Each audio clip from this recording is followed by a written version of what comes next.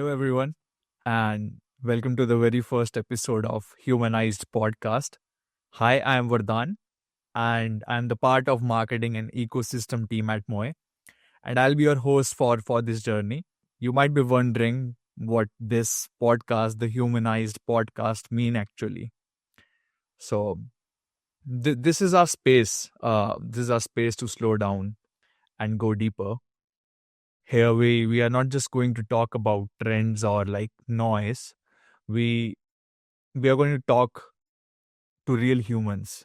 We are going to talk about real stories, real experiences, and how things really operate in this space. We'll be learning directly from people who have been breathing this space for years now.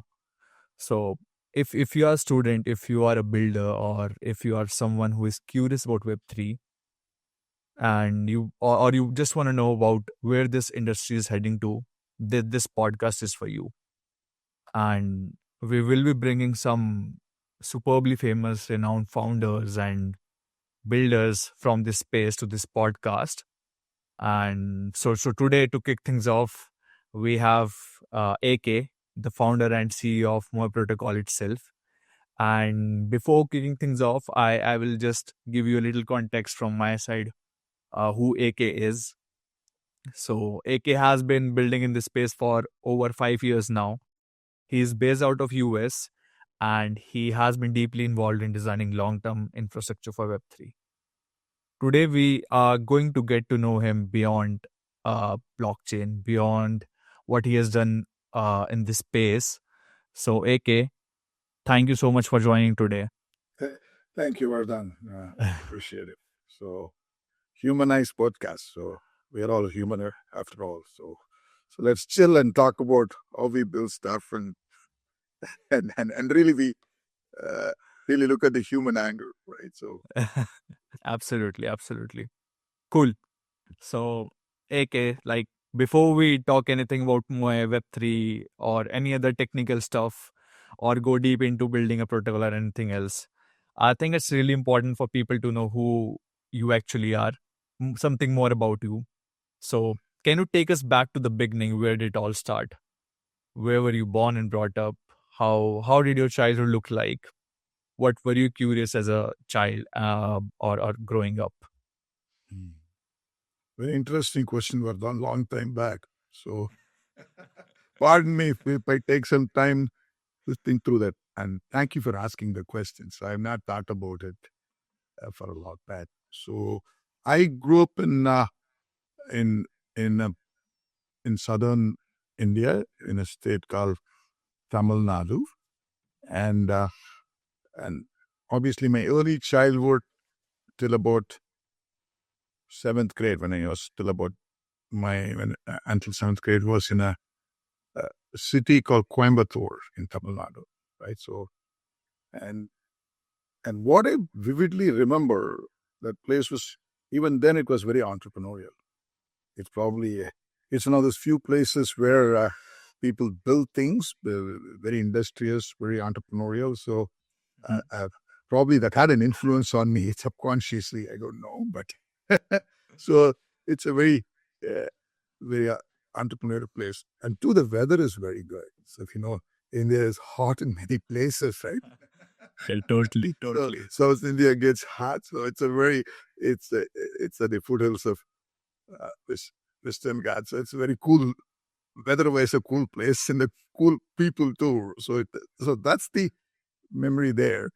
And I vividly remember, I think when I was in my fifth grade or so, I still remember the teacher. She was a lady who, and probably she had a great influence on me. I don't remember her name clearly. She was my math teacher. So, and probably, I think I have this theory that uh, when you're in the fourth, fifth, sixth grade, that's when you're either your affection for math or your fear of math starts. So and I think it starts from long division. So when you want to divide a number by 17, that's when your property starts. Okay. I can relate. So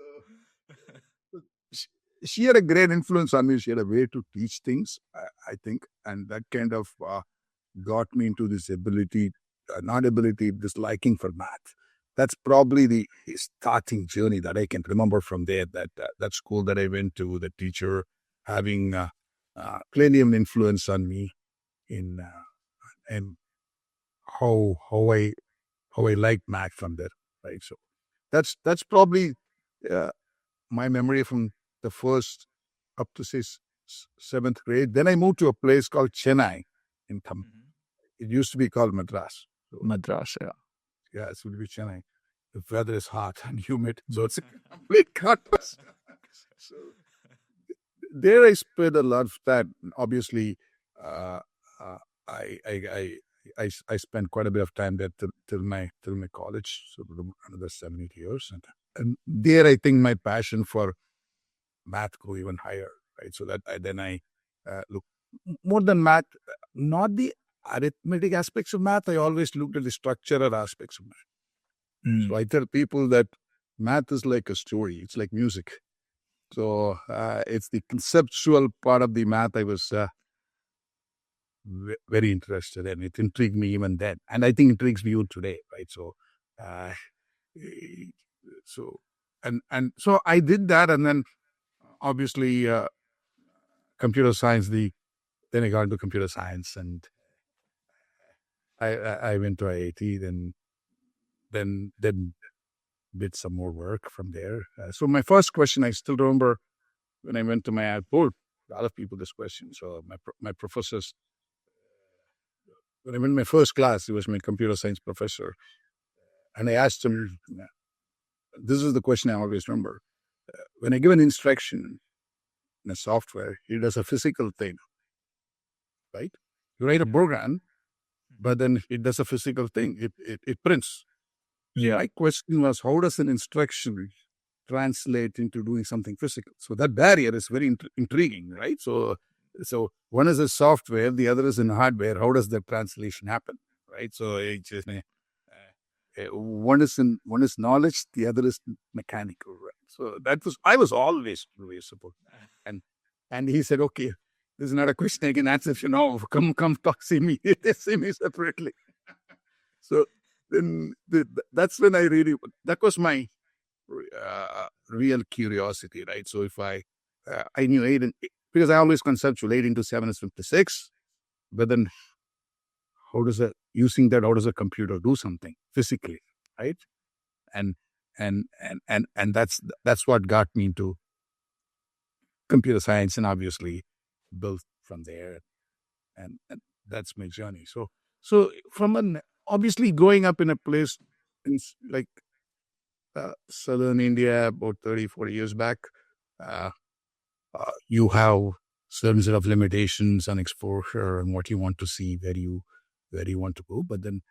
Uh, but then one thing it teaches you is to be patient, because there's a lot of constraints. So childhood teaches you to be patient and persever, right? So you don't have access to a lot of resources, but then you have a lot of people and a very supporting family, right? Very early in age. So those are the kinds of things. Be patient, uh, and just work at it, right?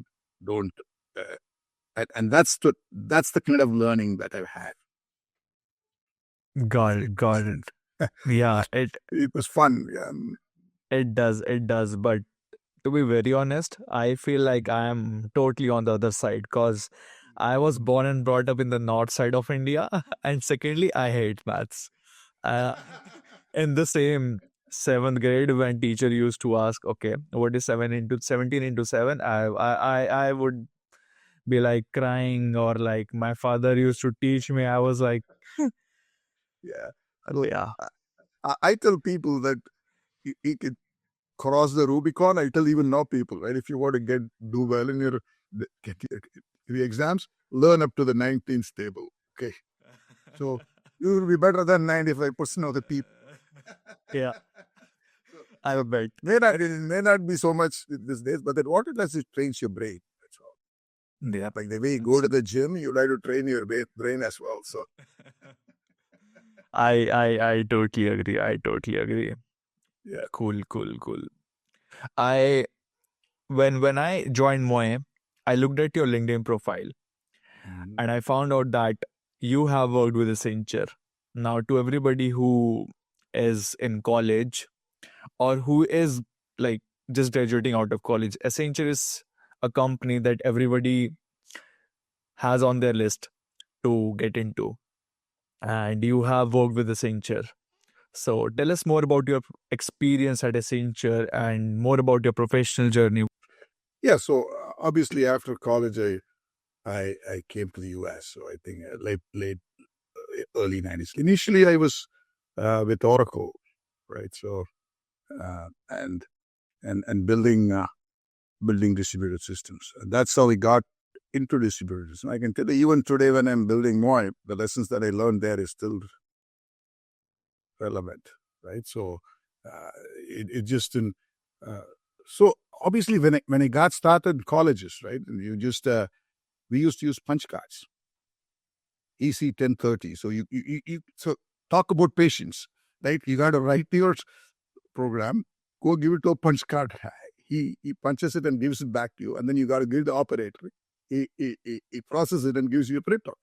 So you can't afford to make a mistake because they get angry if you go 4 times. So think about it. Right now, you can do whatever you want. So it teaches you a lot of patience, and then obviously the big floppy drives, the Microsoft MS DOS, for people. So we and then obviously, then I went to when I came to the US, I was part of the initial team which built Oracle, and learned about distributed systems. And then the way I got into this uh, whole and Accenture, Anderson Consulting, when I joined, it was Anderson Consulting, and then became Accenture after that. Was uh, one of my managers deployed me. I used to be in the Bay Area. Deployed me uh, to an to an account in the East Coast and said, "Okay, now you're a guy who builds systems. Go help the customer to figure out how they use the system, right? So you're a technology guy. They are our top customers. Go help them." Now, once I went there, I figured out the beauty is not just in building systems. The real fun is when people use it and you look at how they benefit from it, right? That was the real fun, right? It's about how do you solutionize using the technology to drive value, and the adoption angle. That kind of was the kicker for me. Then I said, "Oh, if I can do this, then maybe who's the best company around where you're going to have really ambiguous situations and problems that you can solution, right? So it's the ability for you to really structure in ambiguity. I think that, to me, that's probably the best skill set most people need to have, because everything is ambiguous. That any innovation is ambiguous, and how do you structure it? And that curiosity got into Anderson Consulting, because they were the largest consulting company who solution things up. So I joined them, and then I learned how to apply technology, and more importantly, how to strategically think through situations where you can drive value. So, and that's what kept me going. Uh, Obviously, I had the fundamentals around distributed systems and things of that nature. So then I was part of the team for a while. Then I became a partner. Was part of the analytics and big data team. So, and there used to be a project. I think AT&T before they break out. It used to be called Greyhound, right? The project. So very large uh, database, and you can't maintain that in a database. So what you used to do is you maintain them as files and then index them to a database. What I mean by that is it's like one place where you keep all the keys, and the files are somewhere else. So you just use and and and think of it today. That's exactly how large data is being managed. So it's a very interesting experience. So I used to be part of the uh, analytics and big data practice. So I ran that for a while, and then went on and tried uh, multiple uh, multiple startup experiences. Some of them good, some of them uh, learning experiences, and here we are. Yeah. You mentioned about Greyhound, right? Greyhound. Just to clear that up for myself, is it a dog breed? I don't know why the name was, but then it's used to be called Greyhound. Yes, it is a dog. Yeah. I'll keep on Used to be asking one of such the questions. largest because I think this is a it used to be the largest telecom company. So you got a bit. It's large, a lot of billing. Large, yeah, to bill all the billing data, and then used to analytics. So it used to be an interesting. So big data has been around for a while. It's just not new. It just takes different shapes and forms. Yeah, yeah, yeah. I'll keep on asking such questions because I feel I need to learn a lot. Yeah, no, I think that keeps it relevant. That keeps it humanized. Okay. Exactly. As we say. Awesome.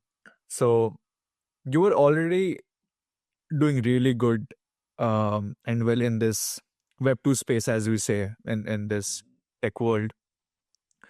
So what exactly made you explore something as new and uncertain, or I would say skeptic, as Web3 at that time? Because I just joined Web3 like 1.5 years back, and I had no clarity of what this space is. It was all like this can be fake, this can be this. I just heard bad noises from 90% of the people. I didn't had the clarity. So what was it for you that made you fully commit to this space and just break the barrier and get into it? So maybe it was crazy work on. I don't know. So I have a crazy streak. I told you even in my first day in college. So maybe it's the crazy streak to look at the innovative things which are far beyond four standard deviations from the beat. So I've always been that kind of a guy. Look at things which are four standard deviations. So obviously, when somebody said, right, I was not an early Bitcoiner. In 2015, I learned about Bitcoin. So somebody said, look, and I'm going to be a little technical here. You can achieve consensus on a very large network and do value transfer with anonymous validators whom we don't know who they are. That's kind of very interesting, right? So it's an agreement problem, which is very, very interesting for me. So to say, look, how is this even possible, right? So it was not the crypto or the value angle that I was, value transfer angle I was interested in. I was interested in the uh, distributed systems and distributed database angle because that's what got into the space. So I wanted to know how this really worked from a very fundamental standpoint. So relate back to the question I asked. So I've always been a very, uh, very, so that was very curious. So I just got into Web3 just from the standpoint of, hey, how does this technology work? Uh, from the uh, where it does things like anybody can get in and be an validator and a node provider. And so how does the system really provide trust in that model, right? So that's what was curious. But the other aspect which got me going was, look, now if that's possible, then people have agency in the system. What I mean is the decentralization aspect, not so much from an infrastructure standpoint, but then I can run my own node. I control my own destiny, right? So it's to a great extent that was the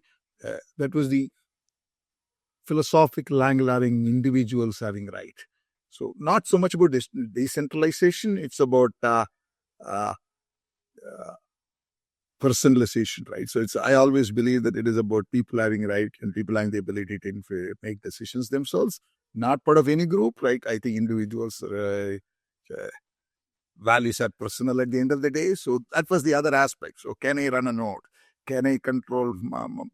So those are two aspects, but obviously primarily driven by the technology aspect is what got me in. So I didn't look at Web3 from the lens of crypto or tokens or that was the lens I looked at. I came in. I came in from the stand of a fundamental technology that allows us to do things which are not possible before, which is to really allow people to control the narrative. No, that's what I looked at, and that's what got me into this. But then when I and so this whole idea of the ability to be on a very large decentralized network where people have influence was very important for me. And and and the other thing that I sensed at that point, I think most people sensed at that time is I keep using this word I've coined called digitally interacting society, right? So we no longer are connected with technology. We operate our lives through technology. I don't know how many people recognize that shift. So if the Zomato servers go down, maybe some parts of India will go hungry. Just so it is. The other classic thing is I don't think anybody can drive now without turning on their Google Maps. I So agree. what is the so there's a thing. So all that is good, but then what I'm saying, the shift is previously we used to use it as a calculator, glorified calculator. It was a supporting artist in your life. It used to print payslips. It used to allow you to buy books. It used to you were to order. From that standpoint, you're living your life. Now that shift is very foundational. Now it's not a obviously with AI now that's even getting more ingrained in your life. So this and that kind of intrigued me. So if technology is the way by which you're going to live your life, that's what Web3 is enabling. Uh, it's pretty fundamental for the future to future generation of the digital society to have the participant or the human being involved in that decision, right? So uh, and and and that's what the other that's what we're going, right? So it's like we are moving from just managing information to living our lives through it, right? And uh, so we're moving from this information world to the value world, right? So it's so your your decisions of if it was printing pay slips will be very different than if it was helping you to communicate to your better half. So so the kind of privacy, security, control that you need is very different, right? So we are going from this information management to value management world, and this whole ability for the agency for the individual that Web3 enabled was very intriguing for me. And that's the journey, right? How do you make the digital interacting society where you're going to live through digital as human agency? And that's the angle which attracted. Yeah. You mentioned about Zomato, that if Zomato goes down for a day, suppose, in some parts of India, then most of the people will go hungry, maybe. But what I feel is more than hungry, people will go impatient. That's how impatient our generation, the people are now. When I got into Web3, it was not me looking at the technology. It was me listening to the people about this space from the outside thing. I never heard bad about Web3 or crypto from the people who are in this space, but from the people who are not in this space. And one more question. So you mentioned that you got to know about Ethereum, everything in 2012. So did you get yourself some Bitcoin back then? I did, but then I betted on myself and more than Bitcoin. So I traded all of that to grow my vision. So I wish I did, but then yeah. So that's the story. Yeah. You, you got some tea today. Absolutely. Absolutely. Yeah. So so I rehedged myself from Bitcoin to MOI. That's what I did. That's cool. Like building for yourself and building on your own. It's something which most of us today have. Firstly, do not have the courage to do. To be very honest, AK. Like we we talk about this rat race, but more than rat race, we don't have the courage to at least realize about themselves or ourselves or what's in within us, how much better we can do. And yeah, getting out of the comfort zone is I feel the most important thing. And once you get out of it, you are on your part to do crazy things. A question that I want an answer of, that you have been building from the US from a long time now, like while working closely with teams and communities in the US, how has that shaped your thinking as a founder? I'll be lying if I say no, it does not give an edge, right? It does give an edge. But then let me paraphrase that a little bit, right? So you can build from anywhere. It really doesn't matter, right? It's not about the place, it's about the ecosystem, right? So fortunately, unfortunately, innovation is a two-edged sword, right? So any startup is a two-edged sword. So the glass is always half full. In every situation, every day, you're facing ambiguities which you do not know whether you're right or wrong. Hmm. So the most important thing we need is an ecosystem which respects innovation and give you an opportunity to really uh, think that it is half full as opposed to being half empty. And that's just the way the ecosystem is set up, right? So when you go to, for example, people ask you why innovation happens in certain places and that doesn't happen, because it's the mindset of innovation. It's not about the innovation itself, right? Everybody is smart, everybody is good, we can build anywhere. But then when you go to when you go and present to somebody, are they going to look at it from the standpoint of skepticism or from the standpoints of opportunity, right? So that's the and maybe maturity, maybe it's a mindset. I think US kind of allows you that freedom to kind of express yourself and give you an opportunity, but it's pretty brutal from an evaluation standpoint. So it's a two-edged sword. So it's not a so I think that kind of allows you to be a little bit more innovative, a little bit more free in your ability to do startups and try the crazy ideas, right? So uh, I always remember like this Steve Jobs uh, video. I don't know if you've seen it, right? So there's a video where he pushes all the crazies, the so-called crazies in the world, right? And he says Hmm.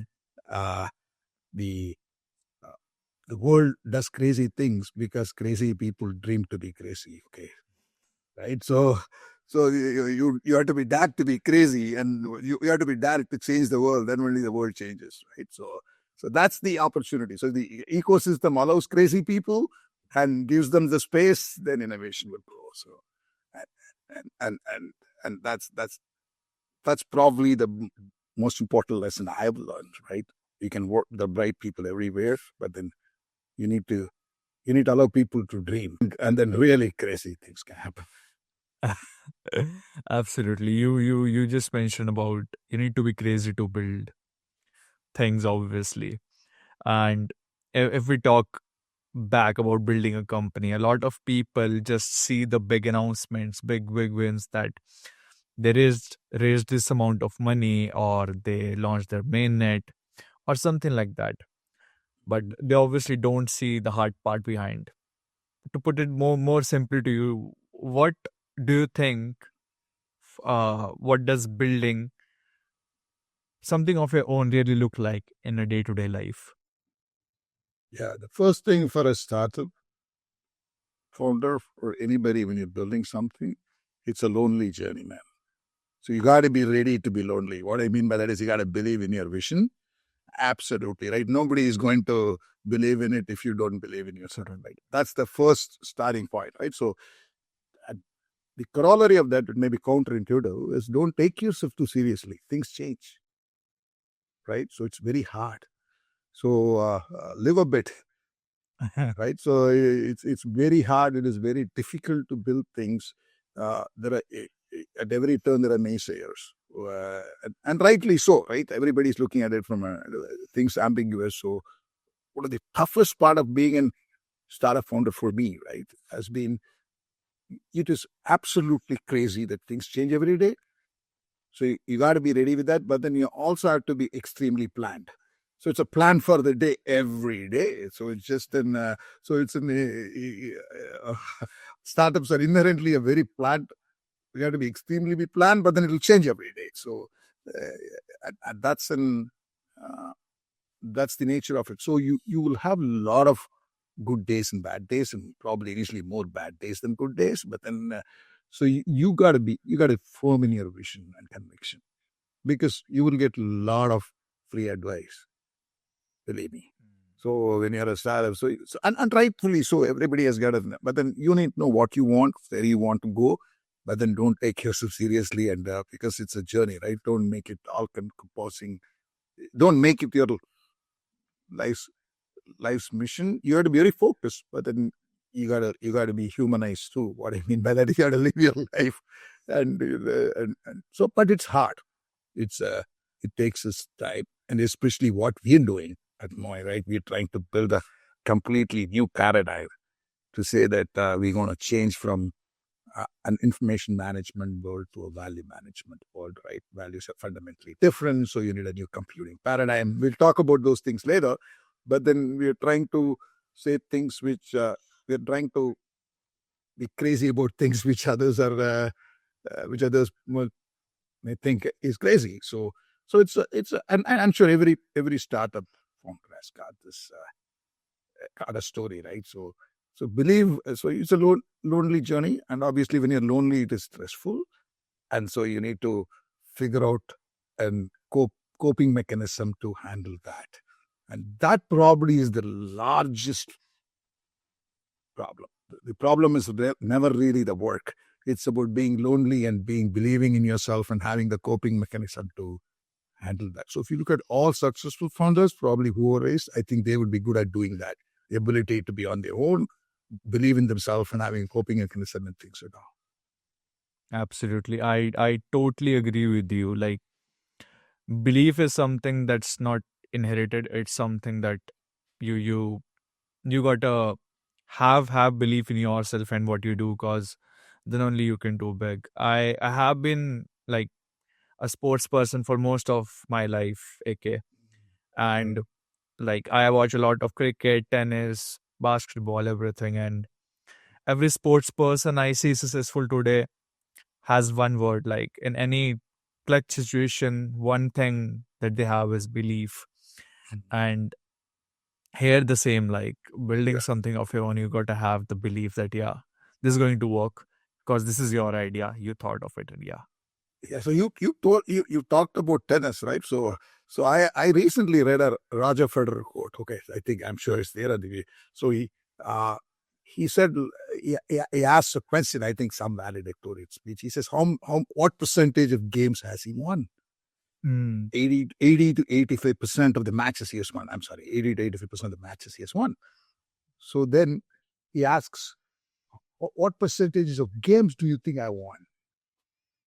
It's about 52 to 53%, which means every game he wins, he loses a game. So he says, don't focus on the game which you lost, focus on the game which you're going to win, right? So and this is coming from Roger Federer. So that's the journey. So you got to every game he lost, he still had the vision to become better, right? So that's the so we will lose your fair share, and how do you keep your vision and keep improving when you lose your fair share? That's what I said. And that's the hard part. Being in Mm. Belief thing. If we can even record a full podcast on believing in yourself and such stories, because when you just mentioned about Roger Federer, tons of more stories from tennis just came into my mind, but we gotta stick to some more questions. So sure, right. if you had to explain blockchain to someone outside tech, or someone who is just a 14-year-old, a 15-year-old naive child or a student, in just one simple line, what would you say? Blockchain provides you trust. It's a trust mechanism. That's it at the end of the day. So and I'll give you a simple example. I think probably an example will make it. Yeah, yeah. So assume you're going to a bank Mhm. and you're depositing money to a teller, And then once you deposit, they gives you receipt. And then after that, the teller says you didn't deposit the money. What is your recourse? None. Not. None. So instead of before depositing the money, you take the cash and show it around in the branch, Mhm. and then say, I am depositing it. And then now give it to the teller. Can the teller refuse that they have the money? No. So that's trust. So blockchain is about ability of cooperative trust, right? So which allows you to be decentralized in a fashion so that your witnesses to your actions, so that it provides you more trust. So it is decentralization of trust. So that's at a very foundational level. That's what blockchain does. It provides you trust through decentralization. Let's take a very simple example, and this is probably not. So one of the largest problem that people have is credentializing themselves in the world. So you have your degree certificate, you have so credentials are the most important things, right? Assume a degree certificate got issued today to you, and you have a paper version of it, and then the college says that some administrator in the college say that you haven't passed the degree. How will it be? Pity. I'll feel pity on myself. So what if I told you there is a mechanism by which they issue the certificate into a technology like blockchain, and then that certificate is available forever for you to prove, and it can never be taken away from you? Would that be a very powerful use case? Even if the college wanted to take it away from you, they can't, because it's already been set in stone. Hmm. So mathematically, cryptographically, it will prove to you that you have that credential, You right? have the So credential. nobody can take it back, right? So Hmm. it is immutability, it is provenance. So the two things, right? One, obviously, it doesn't get deleted. That's great. But then two is that the proof is always there. So the person who issued it. So the credentialization is through cryptography and technology, as opposed to making it dependent on process. Today it is on process, right? So the credentials are there forever, and the credentials are always provable, right? That who issued it. And so something very foundational, blockchain. So it could be your health records, it could be your uh, real estate records, it could be your education records. It doesn't matter. But then having them on a blockchain will absolutely help you, because it personally makes sure that your credentials are not lost and it is verifiable, right? So obviously you can extend on this. Now it's not about you losing it. Somebody can fake your credentials. It avoids that also, right? So now somebody cannot become more dark, right? It happens all the time in the world. So it's not about only credentializing. It's about eliminating fakes. It's about eliminating. So the truth, blockchain allows you the truth to be revealed permanently, right, of events that happen, and that's a pretty powerful statement without having an intermediary. So I think about the impact of what that can do, right? The truth is available permanently. You and I are talking right now, and of course it's in a central server. So what if somebody changed it tomorrow, right? So that's not approved. But so assume that you can try to do a blockchain and it will never be changed. It can. So permanence of the truth and verifiability are very important. So that's what blockchain provides. So it's a trust layer. Got it. Got it. Yeah. I know you have been waiting for a long time now. Yeah. So let's talk more about Moy now. No, I'm not. It's a humanized podcast, man. So why did you start Moy? What problem, or what was your ideology? What is it something that you were really trying to solve building Moy for the past 7 years? Very good question. I think I dropped some hints when I talked about how I got into blockchain, right? So Yeah. my objective of getting to blockchain was his ability to have human agency, right? The ability to make sure that the technology is truly distributed and participants have an agency in it, right? So So this ability in a digitally interacting world where uh, humans have a seat at the table of computation. So obviously, because it's no longer information, it's no longer about printing payslips.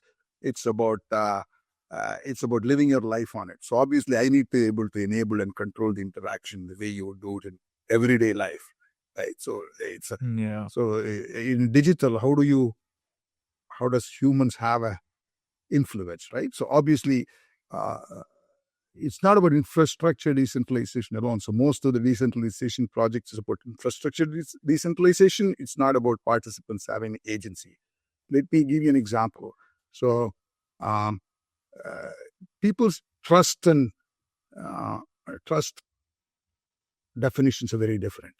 What is important to you is not very important, may not be important to me, right? Uh, so $100 may be very important to you, $10 may be very important to me. So the trust is a very personal thing, and value is a very personal thing. It always works with the participant. Without participants, there are no values. So, uh, and and and when technology moves to this digitally interacting world, I wanted to make sure participants are able to influence that interaction.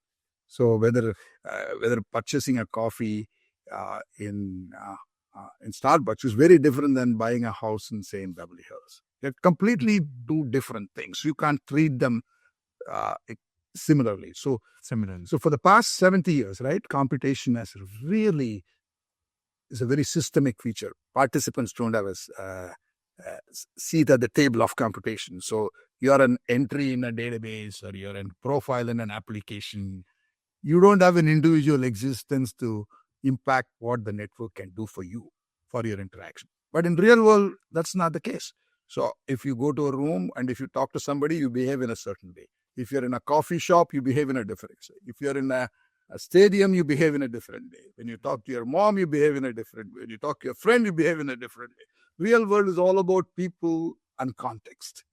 But today's systems are all about networks, applications, very, very system centric. So when you move to this digitally interacting world and we want to use systems to live your life, how do you put the people and context into that so that it becomes meaningful to them? So the better way to look at it is uh, today there is the competition is a very controlling kind of a competition, meaning it sets the rule for you. We play God as programmers today. We play God as a systems engineer today, right? So can we get to a model instead of controlling, we can enable but not control? Can the systems just enable and participants control their interactions, the network? So that's the motivation that I had as we move from a world of information to value. When you from just connectivity to living your life, how do you change computation so that the human element is foundationally the part of it? And technically, obviously, you can look at. I don't want to go too technical. We can talk about later. So the today's computation model has got fundamentally three dimensions: where, what, and how. Right. So where do you process the data? How you process data, and what do you do with the data? Right. So that's a guess what is missing? The who is missing. So and so you don't have an existence. And this is going to be a larger problem when you go to this agentic world, right? So if you're a row in a database, how does the agent know what it should do for you? So it's going to be a larger and larger problem. So you need to have an existence in competition, and that's the whole goal of why we're doing MOI. So make participants have a seat at the table of competition. That's the purpose. Now, obviously, that solves scalability, that's all security. The basic understanding that nature is participant centric, the universe is participant centric, and reflecting that in computation. So, obviously, quantum mechanics did this 100 years back, right? So, they put the observer back into the what is observed, right? So, computation still need to get there, and that's the goal. Do you think one of the biggest reasons for a lot of Web3 projects failing is because they focus more on complex problems directly and not focus on solving something fundamental? and to basically make a big move in this space? Hmm, I don't know. I don't know whether it's complex, but I would say probably misguided, right? So it's just Mm. complex may not be the right word, right? So I think, uh, and I'm going to be very counterintuitive here, and maybe I'll get some pushback on this. There are two words which probably have tripped us as an industry, right? I think one is trustless, the other is decentralized. So you can have no process without trust. When you go to a normal person and say there is less trustless, he's saying, hey, can I trust this or not? So you should have made it uh, personally trusted instead of saying trustless, right? So and that would have given a lot more amplitude to that side. Of course, that's not what the industry means. Industry means we have eliminated middlemen and you have made it trustless. So, but then if you talk to a normal person and what they want is more trust and not less trust. So when you say trustless, that's that's something. And decentralization is only a means. That's not an end. And our point is it's personalization. You should have focused at the participant, right? It doesn't matter whether it's decentralized or not. That's just a mechanics. But then unless it influences the uh, participant, it really doesn't matter. So if you're taking these two accesses correctly, then probably things like meme coins, things like uh, uh, rug pulls, the bad things would not have happened because the objective would have been to really support the individual and make sure they are part of the overall equation, right? So and so it's not about so much about complexity. It's about how do you use the power, right? Blockchain gives you and Web3 gives you enormous power, and and because you can do anything you want, you're empowered to do it, right? That's the whole idea of the Web3. So when you have that much power, uh, people that is bound to be misused, right? So how do you guide that and be responsible around that? Uh, and and and that's going to be an AI question as well, right? Yeah. The beast is released. The question is how do you control the beast? Who will pet the beast? So Yeah. No, I totally get what you're trying to say here. mm, And I believe a lot of uh students will be watching this podcast going forward. So my next question would be a lot, I would say, psychological one. mm. So what are some of the hard lessons you have learned as a founder that you wish you knew earlier in your life or before building something? Very good question. Let me think. It's a long list, so let me get to the top one Mm. first, right? Make your bad decisions fast. I think that's the one lesson I've learned. Okay. So, Beautiful. right, make your bad decisions fast, right? So another way to say is don't drink your own Kool-Aid. Okay. So make your bad decisions fast. Uh, the other one is, I think I kind of hinted this early on, right? Don't take yourself too seriously, right? So it's just, you heard of the goal, but then you don't take yourself too seriously, right? So just, I think, uh, you you push you can't be always be pedal to the metal driving this, right? So you just need to so that's a lesson I have learned, and it's not about not being chill. It's about not taking yourself seriously. And the last one is perseverance. So you need to uh, the barometer for success in business. I think is about perseverance. Its ability is important, but then people who are very capable have got, unfortunately, less perseverance because they have very high expectation of themselves, right? So, and the world is not linear. It's not just your input, okay? So there are other inputs. So obviously, the people who don't have very high expectation of themselves. They just persevere. That's the way nature operates. It's not an so perseverance is very important. Whoever you are, right? Things are not just gonna happen and just and and and those would be the three advices that I would give for any any startup owner, right? So make your bad decisions fast. Don't take yourself too seriously. Obviously, you will believe in your vision and you need to persevere.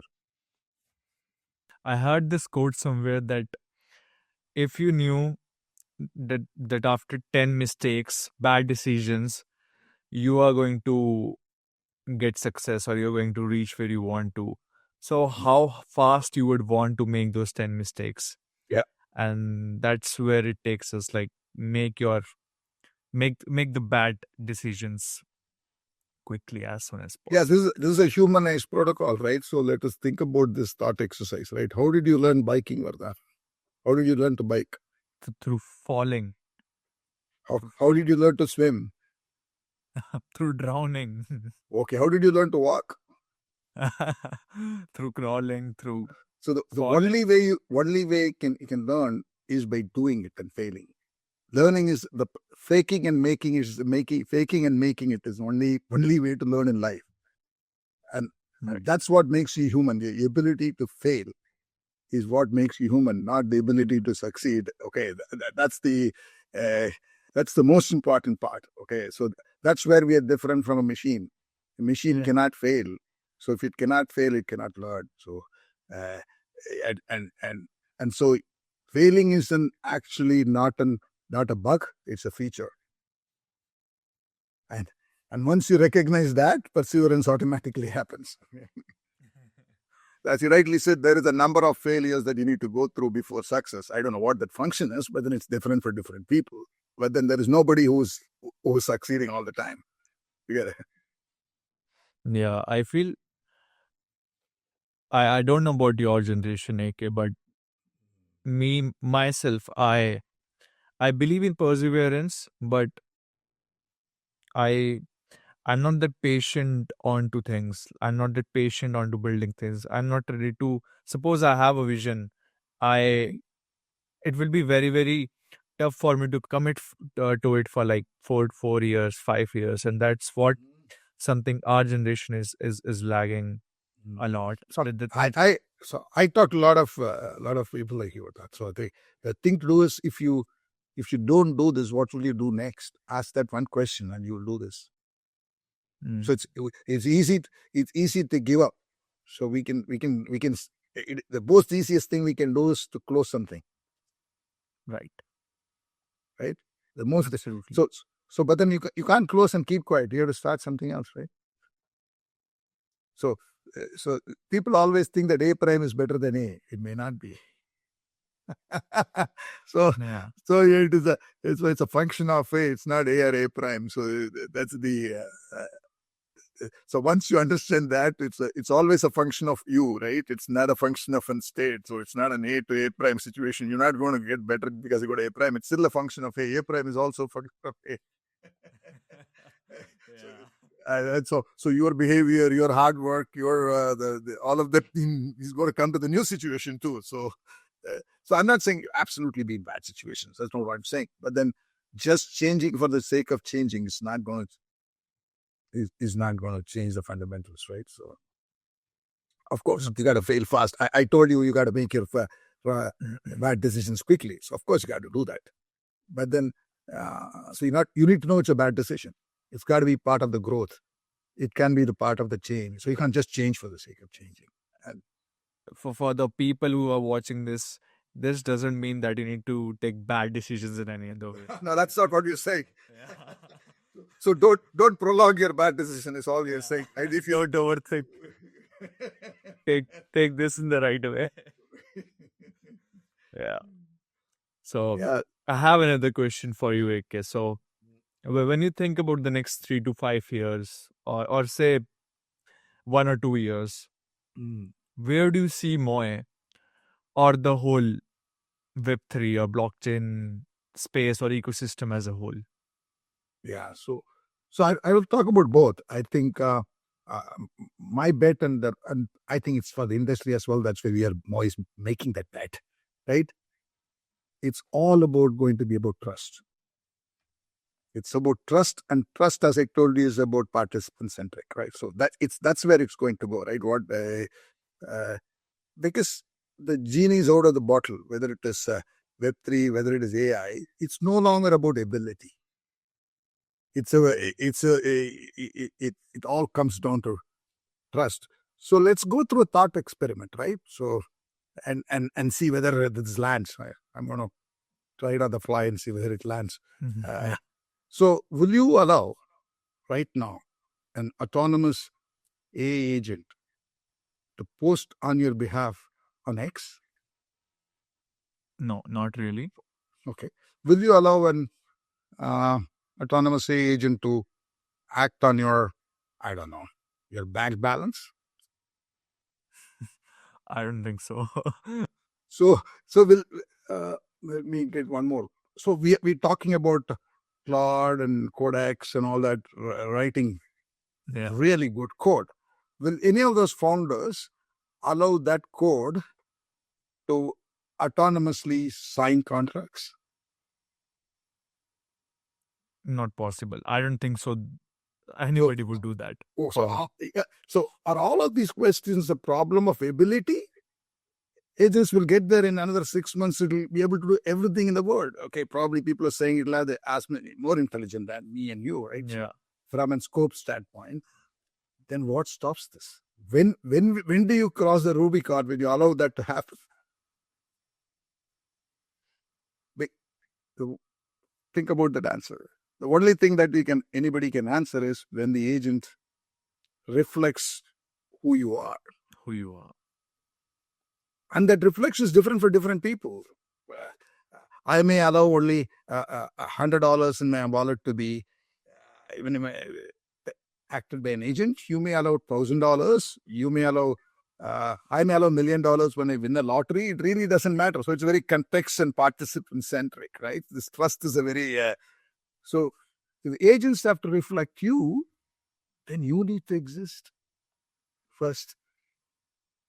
So today you go to different places. You are the glue between your digital interactions. You are the trust. You are the guy who provide trust to your digital interactions today, right? Yeah. So who would provide the trust in an agentic world? So you need to exist in the system first. So this whole idea of a participant context layer, which exists independent of applications and agents, so that it can act as the agency for them, for agents to work, is where I think it's going to move. And that's where our MOI's focus is, to create this participant layer in the internet. So which kind of allows agents and digital interactions to be trusted.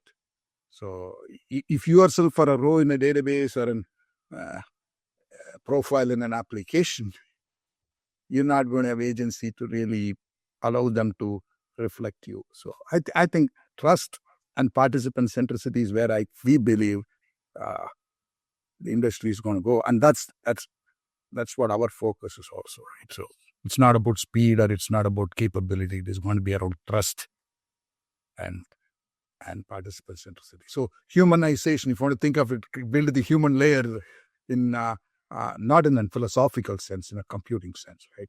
In computation, and that's our focus. I believe things are changing very, very quickly, and Web3 and Web2, every space as well. And it's just important for us to understand what level of advancement do we really need as well. Because as you just mentioned about context and understanding what the participant actually need, what we actually need, and how we'll be able to trust the technology. And yeah, it at this moment, how fast you're moving, new AI tools, new robots, it is haunting at times as well, I believe. Yeah, but don't worry, human beings are not going anywhere. Nothing is going to. So we can do another podcast on AI. I thought about it for a very long time. So I will leave you with this thought experiment, right? So and that might be a simple thought experiment that you can do. So when does a machine really become intelligent, or what is it that you have that the machine does not have uh, that that that gives you the confidence that you are intelligent? So the very simple way to think about it is, uh, if I can tell a machine, program a machine, and uh, and give it a situation where it will say yes, okay, and it is able to say yes, and then it comes back and says no.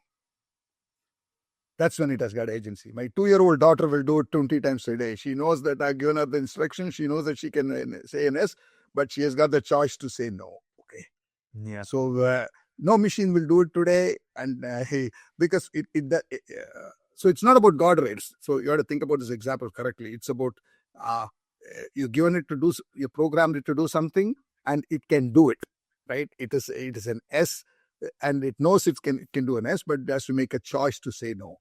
And like a kid saying, "I won't. I know you. That's what you want, but I'm gonna not agree to it." Right? So that's when it. So otherwise, it's primarily imitation.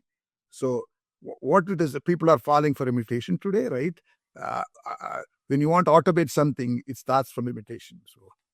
Uh, it is imitating us very well. That does not mean it's intelligent, but it doesn't have to be. It can be useful in many. So human beings are not going anywhere, but then learn the tools. The AI is coming.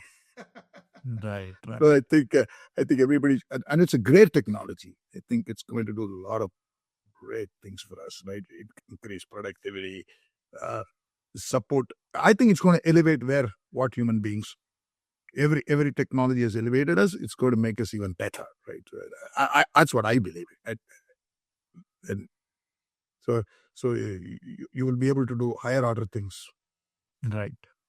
So a lot of your mundane work, you no longer need to move your email to different email boxes. Your only mail, yeah.